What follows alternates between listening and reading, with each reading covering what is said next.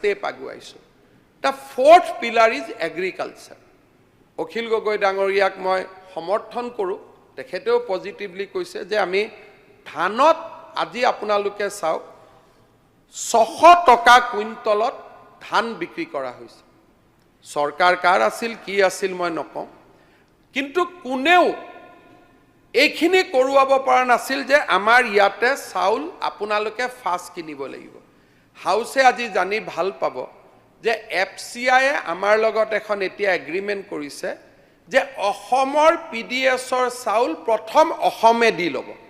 বাকি থকা খিনিহে হাৰিয়ানা পঞ্জাবৰ পৰা আহিব যিখন মই মেগনা কাৰ্টা বুলি কম আজি আমি বঙাইগাঁৱত এবাৰ আৰম্ভ কৰিছো মই ৰঞ্জিত দাস ডাঙৰীয়াক আহ্বান জনাম তেওঁ নাইক আপোনালোকক সাৰ্কুলেট কৰি দিব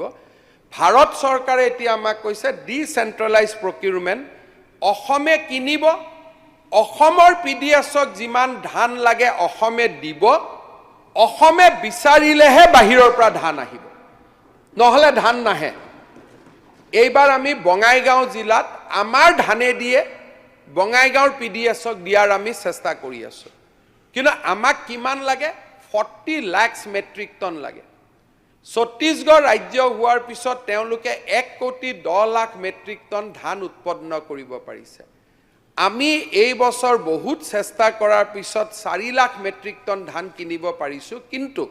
এটা সুবিধা হৈছে যে প্ৰাইভেট মিল বিলাকেও এতিয়া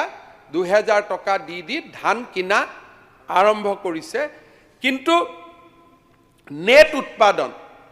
10 লাখ 12 লাখতকৈও বিক্ৰী কৰিব পৰা পৰ্যায়ত যোৱা নাই মই অখিল গগৈ ডাঙৰীয়াক সমৰ্থন কৰো যে ঘৰৰ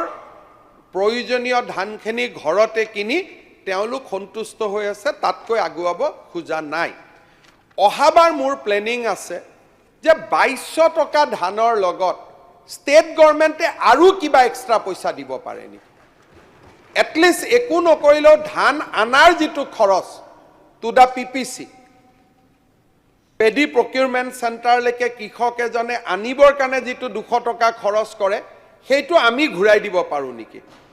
যেতিয়া তেতিয়া লগে লগে অকনমান মানুহৰ আৰু অলপ সাহস হ'ব যে আমি